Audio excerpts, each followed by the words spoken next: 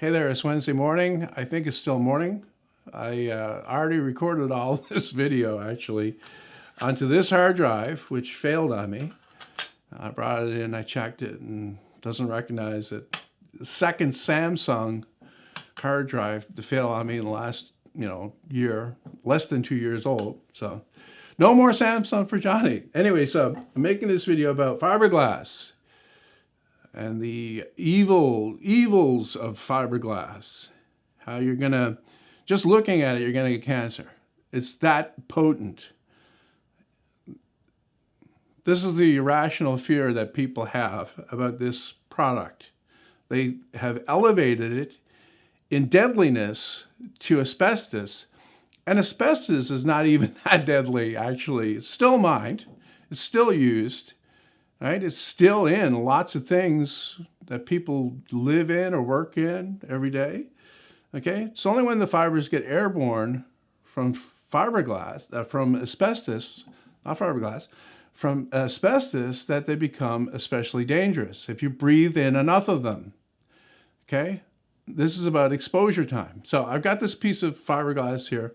I also cleaned out the lint trap in my dryer and brought that in. And the reason why I did that was to compare these two materials, okay? Because this is nice and fluffy and light, and so is this.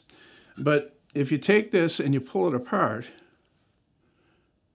you see very little falling from it. Very little. Okay, whereas this stuff just rains down. You take this out in bright sunlight, okay, you don't even need to take this out in bright sunlight. Take your body with your clothing on out in bright sunlight and go like this, and you'll see a whole cloud of fibers go up in the air and float around. All right, the best place for that is in a darker room with a ray of sunlight coming in. You've all seen it if you've been living, okay? You got sunlight coming in, it really shows up how much dust is in the air. And that's what you're living with 24/7, because there's no escaping the fibers that are emitted from this stuff, because you're not only wearing clothes during the day, unless you're a nudist, living on a desert island with some hot chicks, which would be great. But you're going to bed. When you go to bed, you're wrapped up in the same material.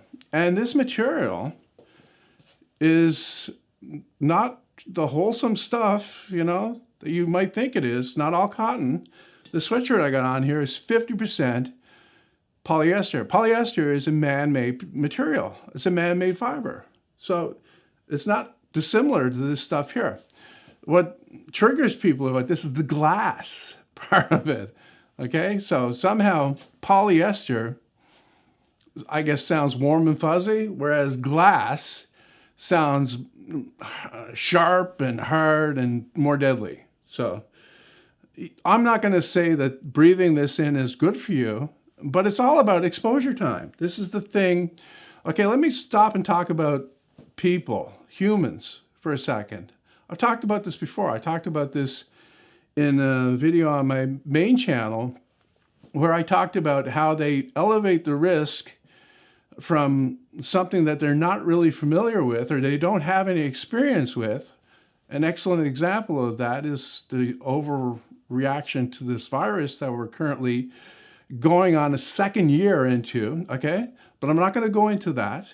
That's a separate rant about irrationality altogether that I may never go into because I'll alienate too many irrational people.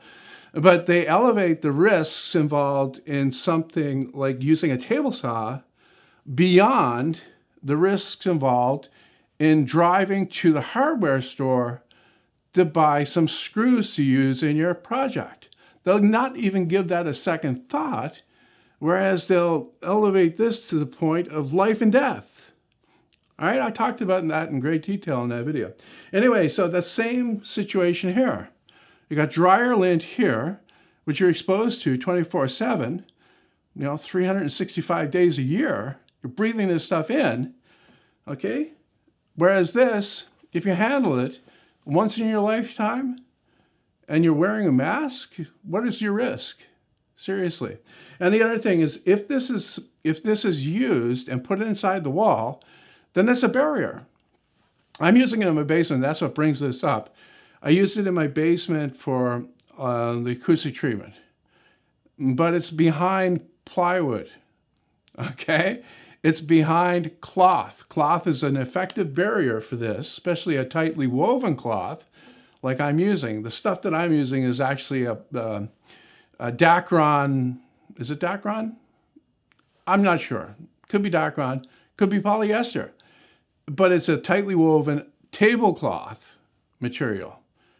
So I'm not looking for anything that's so-called acoustically transparent, because all the sound that I'm interested in goes right through that anyway. So it's of no consequence how tight the weave is as far as sound goes, but it effectively blocks these fibers from coming out.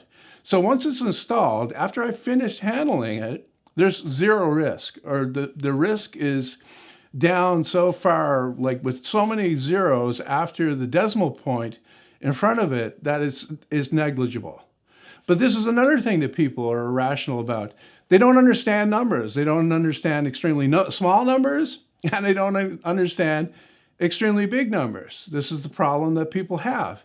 It goes hand in hand with their irrationality, mainly because people just focus on the headlines, because most people, that's all they have time for is the headlines. So they read the headlines. That's all they need to know. They don't dig any deeper. They don't apply any reasoning or logic or rationality, rational thinking to it. They say, look, this is the deal, and this is what I believe. And it becomes fact in their mind. Okay? So, yeah, I'm bringing this up because I'm getting comments about this stuff. People act like it's asbestos, or worse than asbestos, actually, when that's simply not the case. It's not safe to breathe. Nothing is safe to breathe other than air. But like I said, you're breathing in. You're breathing in a ton of stuff. And this is from my dryer, like my dryer, after one load of clothes, which is mostly T-shirts. Okay? I go through a lot of T-shirts, black T-shirts. Anyways, so that's after one load. I washed it first. So how many fibers left the material down the drain before it went into the dryer? So that'll give you an idea how much of this stuff you're breathing in. And like I said, not all of it is the, so-called healthy cotton that people think is harmless. There's a lot of man-made stuff in there as well. In fact, this stuff here has some hairs in it. So, yeah, little bits of your hair break off, and you're breathing that in day and night as well. So the thing to do is shave your head, shave your eyebrows, shave your body, get naked, get some hot chicks, and go live on a desert island. You'll probably live to be 100 because you're not breathing in the bad stuff.